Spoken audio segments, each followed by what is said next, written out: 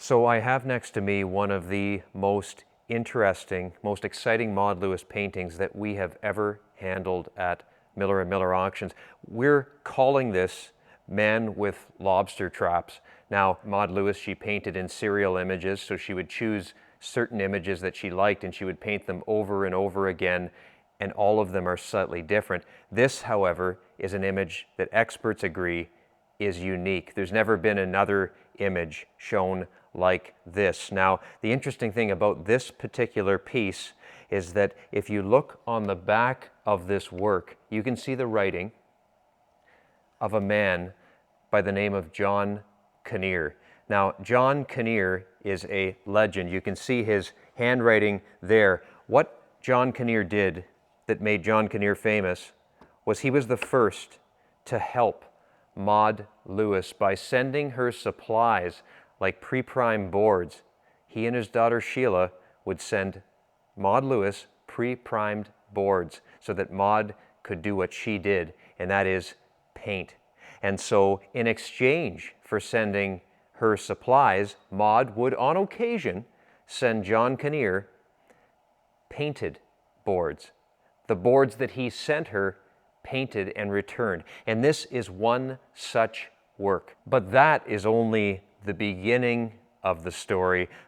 The next part of the story takes us to a gentleman by the name of John Ellington. I met John Kinnear. John came from Britain and was really a distinctive character. Very tall, very good looking, well dressed. He always had a very long coat with a scarf, and he looked like an artist.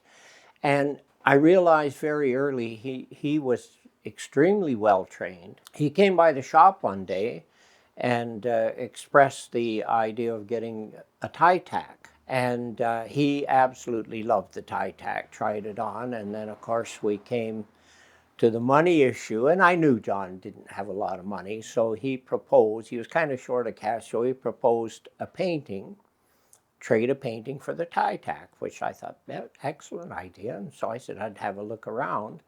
Well, then he mentioned that I could have any painting on the walls, so I said, I want the Maud Lewis. Oh, no, he says, not that one, that's my favorite. He said, no.